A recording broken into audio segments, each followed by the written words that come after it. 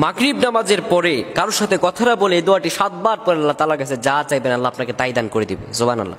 মাগরিব নামাজের পরে কারোর সাথে কথা না বলে আপনি যদি এই দোয়াটি 7 বার পড়তে পারেন আল্লাহ তাআলার কাছে যা আপনি চাইবেন আল্লাহ তাআলা আপনাকে তাই দান করবেন। সুবহানাল্লাহ বিহামদি। প্রিয় বন্ধুগণ আমার, মাগরিব থেকে এশা একটি গুরুত্বপূর্ণ দোয়া কবুলের সময়। আল্লাহ রাব্বুল আলামিন আমাদেরকে তার কাছে যাইতে বলেছেন। রব্বুল আলামিন বলেন, ইস্তাঈনু বিস-সাবরি ওয়াস-সালাম ইন্নাল্লাহা মা'আস-সাবিরিন।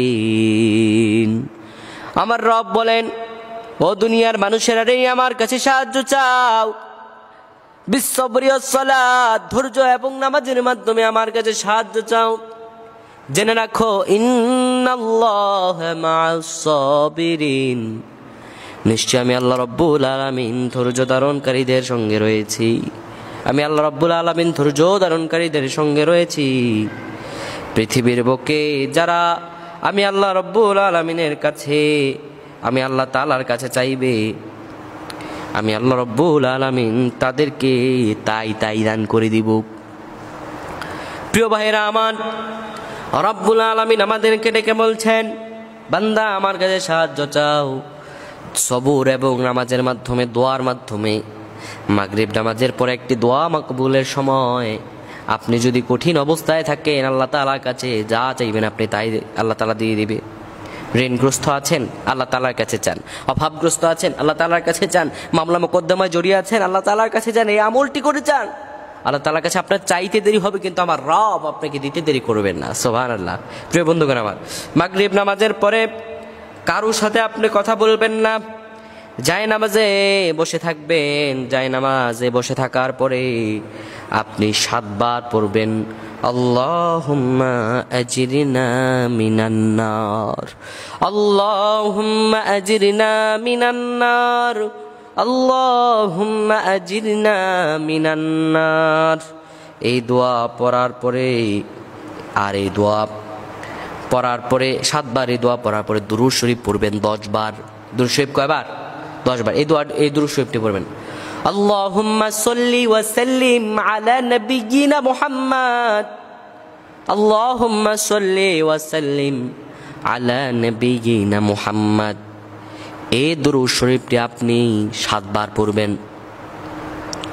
7 বার পড়ার পরে এই দুরূদ শরীফটি আপনি 10 বার পড়বেন।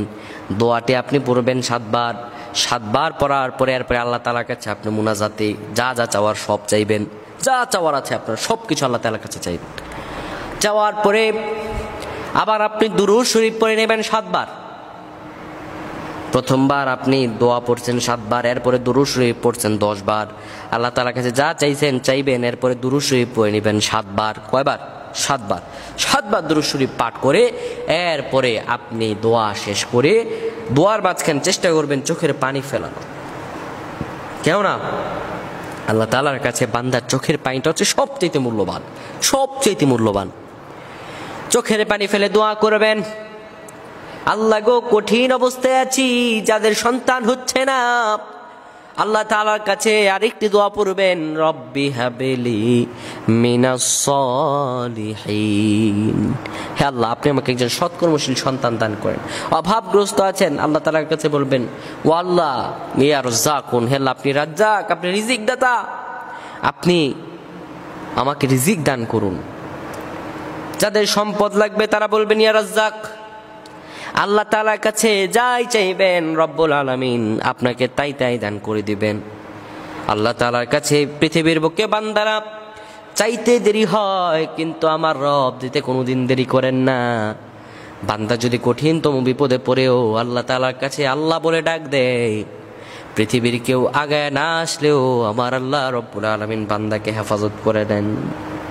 বান্দা চাইতে দেরি হয় কিন্তু আমার রবের দিতে কোনোদিনও দেরি হয় না, কোনোদিনও দেরি হয় না। প্রিয় বন্ধুগণ আমার, তাই আল্লাহ তাআলার কাছে আমরা সর্ব অবস্থায় চাইবো, আল্লাহ তাআলার কাছে বেশি বেশি চাইবো। মাগরিব নামাজের পরে আমলটি সকলেই করবেন। মা বোনরাও তাদেরকেও জানিয়ে দিবেন এই আমলটি, প্রত্যেকে আমলটি করে আল্লাহ তাআলার কাছে রহমের প্রত্যাশা করবেন। আল্লাহ আমাদের প্রত্যেকে কবুল করুন। আমরা পড়ছি, আল্লাহ